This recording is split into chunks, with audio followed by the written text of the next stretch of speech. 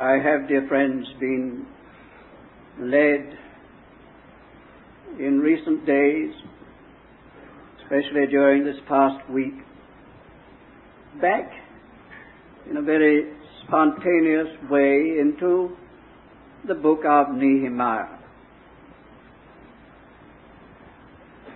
which I am more and more impressed has a message, a real message for God's church today.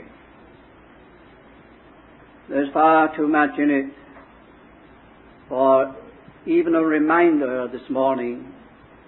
You may be intending more some other time, but there is perhaps a thing or two that he would have us consider this morning in this book of Nehemiah. I'm not turning you to any particular part of it. You can take it from the first words, if you like. The history, the margin says, the history of Nehemiah, the son of Hakaliah. The very presence of that name at the head of this book is significant and impressive, because it was not there at the beginning. There was no book called the Book of Nehemiah in the Old Testament until a very much later time. This book, united with Ezra in the Hebrew Bible, is known as the first and second books of Ezra. But there came a time when, and we need not stay with the details, when they were separated into two books in this way and given the names of the two men mostly in view in their sections, Ezra and Nehemiah. It does seem that there was something of the sovereignty of God.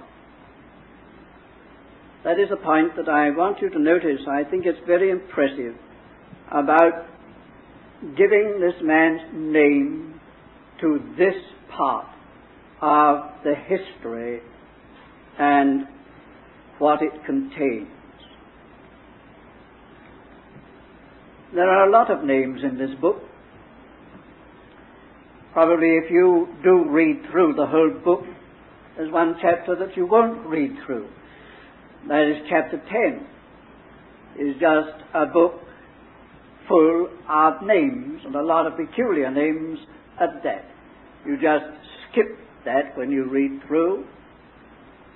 I think we make a mistake if we do it.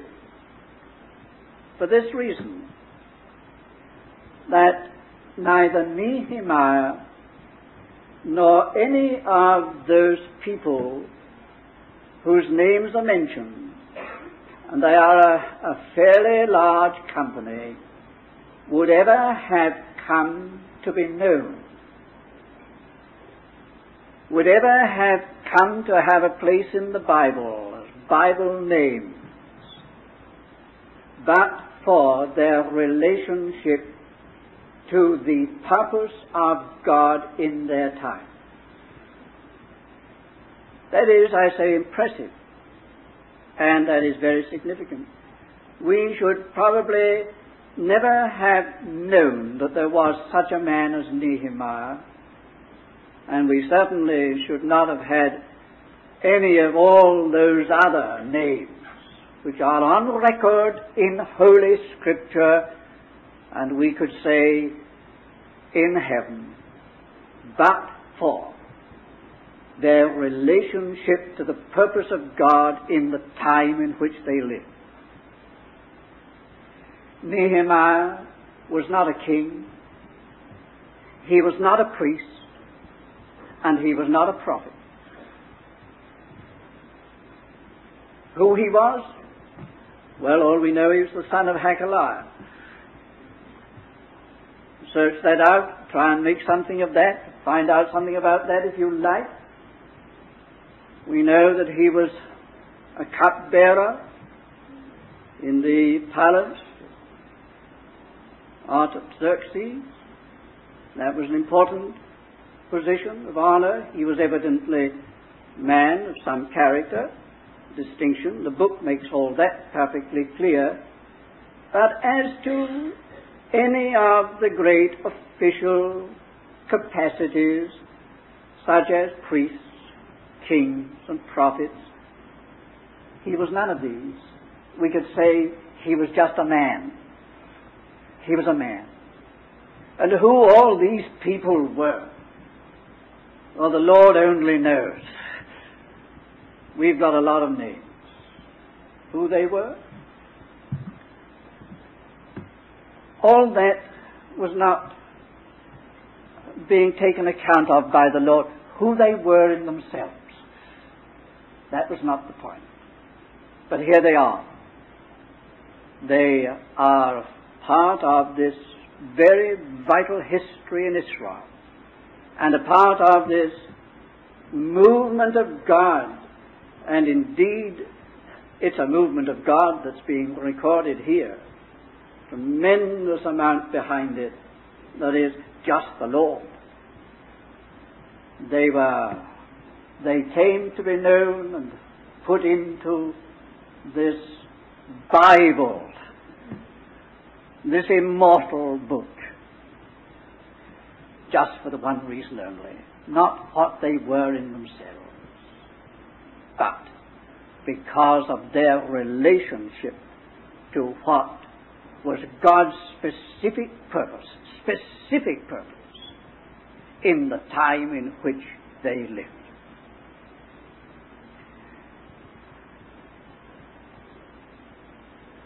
There was a divine sovereignty behind that. Divine sovereignty just means that it must be God. It is not divine sovereignty if it is man's importance and man's ability, man's qualifications, and you can put it down to anything in man and say, well, he or she being such a person, having such abilities and qualifications and position and influence and resources, well, what would you expect but that such a one should do something outstanding? But not like that. Divine sovereignty just means that where anything is done, it is God and God alone. And where people are chosen to do it, they are chosen of God for no other reason than that He chooses them. He chooses to choose. It is God. But there is another side which is very clear in this book.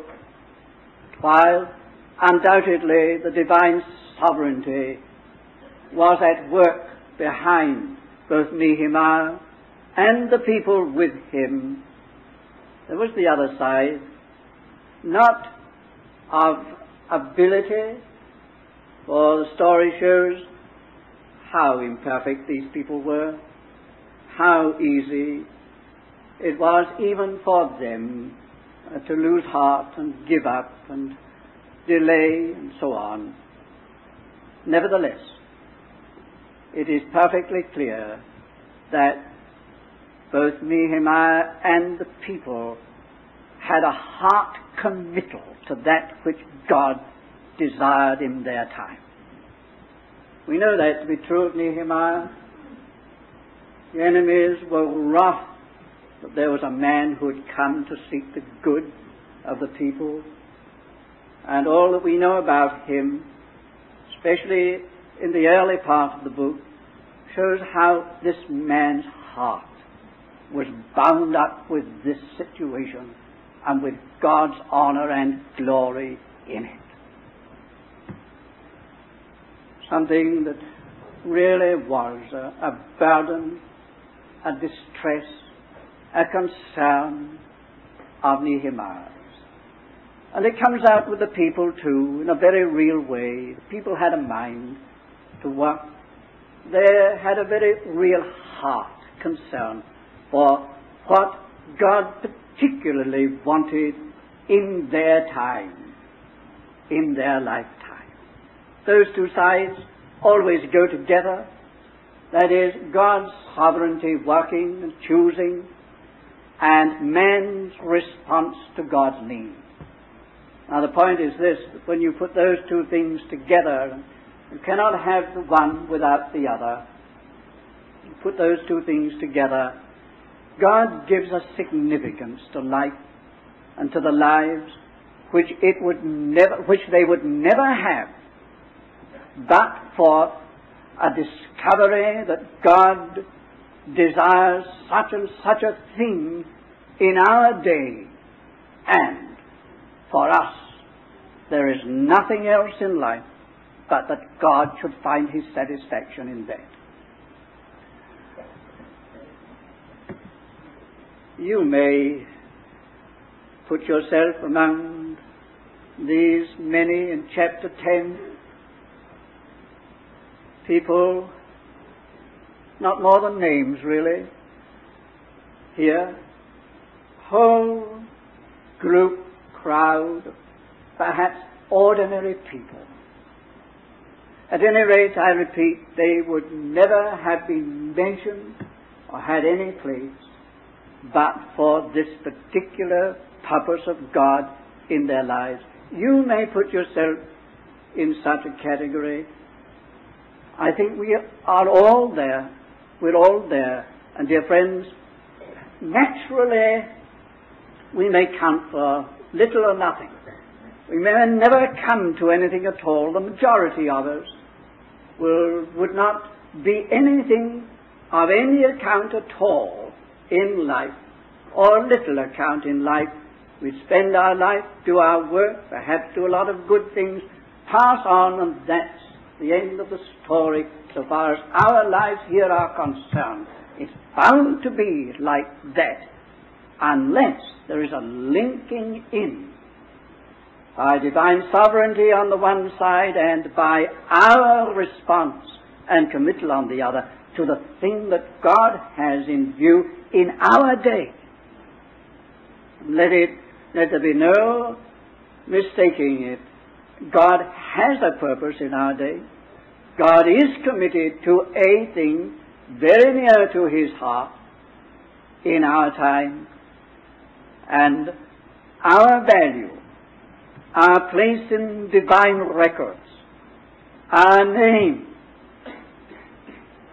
our history, our significance is going to be entirely governed by this: how far we served the purpose of God, and were governed by it in our day and in our generation.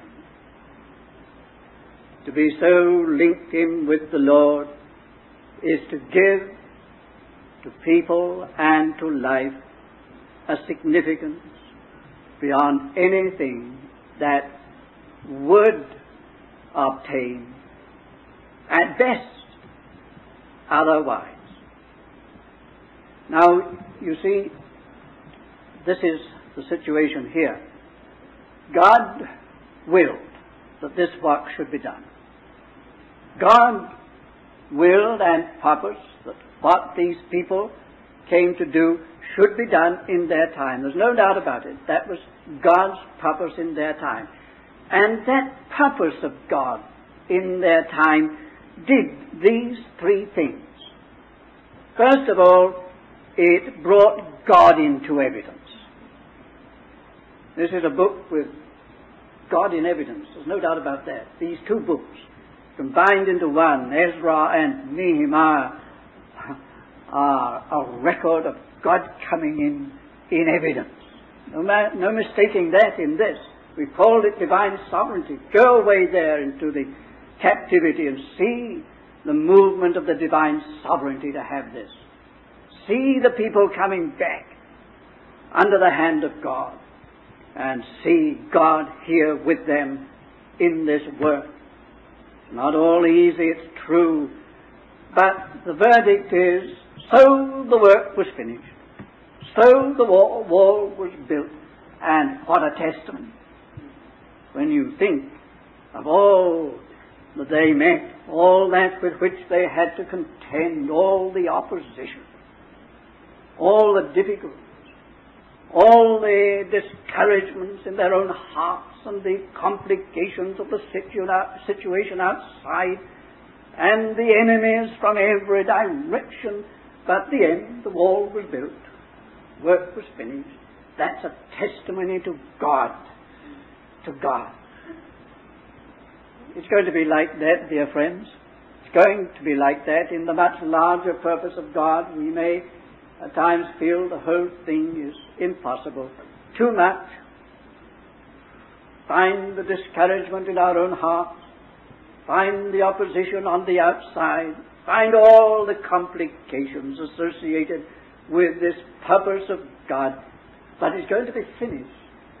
In the end, the verdict will be the same. So the work was finished. So the wall was built. It was a completed thing. God never undertakes something that He cannot see through. It will be like that. But it's the purpose that brings God into evidence. It's not just ourselves, our significance. It's the purpose with which we are bound up. The second thing is, it was the purpose that brought both Nehemiah and these people into view at all. They would, as I have said, never have been heard of, never have been known. Their names would never have been in the Bible, and never would they have had a place in sacred history, but for the purpose of God. See what that means. It is the purpose of God that will bring any of us into the place of the eternal accountability, accountableness. It will be the purpose of God that brings immortality into our history. And if we're ever known or heard of, it will be for that reason at all. God took account of hearts and lives that had what was nearest to His heart on their hearts as their chief concern. But there was this third aspect of the story. It was this purpose that enraged the enemy. It was the purpose of God which brought all these enemies into being at all, or brought them out in their antagonism. The opposition was many-sided, varied, but very persistent. Why? Well, really, Nehemiah in himself, again, wasn't so much to be taken account of. And these people, well, who were they? There was a time when they tried the line of discounting and of scorn, ridicule, even for the people and for the work. What do these feeble Jews? Well, quite true. All right, you're quite right about that. And even their wall, if a fox go up against it, it'll tumble down. Well, maybe poor work from this world's standpoint. I mean, very messy, very wonderful, doing their best. There's nothing on that side to enrage these enemies. Simply the purpose of God that drew it all out. You cannot explain a lot of opposition. Really, no sense in it. No reason for it from any human standpoint. But who are the people? What are the people? What is the work that they're doing? It doesn't stand alongside of the wonderful things that many are doing, even in the religious world. Look at it. What is it? Look at them. What are they? And yet it seems to be worth their while to fight in every conceivable way to destroy and despoil. Isn't it true? Can't explain it on any other ground than there's something here that God purposes, and the devil knows that. It's the purpose, not the people, and not the thing, but the purpose of God that stirs hell and brings out the opposition. Well, I must leave it there for our times. Exhausted, but it would be perhaps leaving you somewhat in the air if I did not remind you that these men and their fellow workers, Ezra and Nehemiah, were rebuilding Jerusalem. They were rebuilding Jerusalem. Nehemiah's part was perhaps mainly the wall, not altogether by any means. The wall comes very much into view with him. They were really rebuilding the city. And you know, Satan always sees a fuller significance in things than men do. Again, it is impressive that when God took his first steps in this nation of Israel and called Abraham, first of this nation, he forsook an earthly city, and we are told he looked for a heavenly city. It was a city that was in the vision of Abraham the first. And all along this city of Jerusalem had such a large place, hasn't it? In those ages, in those centuries, a city. And we know quite well that it is no earthly city that is God's object. This is only, after all, symbolic of something more. And so when we reach the end of the Bible, in the very last chapters, we have the city. It took me up into a great and high mountain, showed me holy city, New Jerusalem, coming down from God out of heaven. We know that that is not just a city, that's a people. That's the people of God. But the point that I want to make here as I close is this. When that city is seen, or that people in terms of a city, in the symbolism of a city, is seen coming out of heaven, it's something already complete. The building of that city is not going to begin at the end of time with the beginning of eternity. It's complete at the end of time. It comes in complete with the beginning of eternity. It's complete. When then was it built? That was not built in an hour, in a day. When was it built? It must have taken a long time to build that city, to form that people after that character. When? Dear friends, it's being done today. It's being done here in this company, this very morning. The city is being built, and you are in the building of the city. You're a part of it, but you're being built into it. The character of that city is being built into you. It's going on now.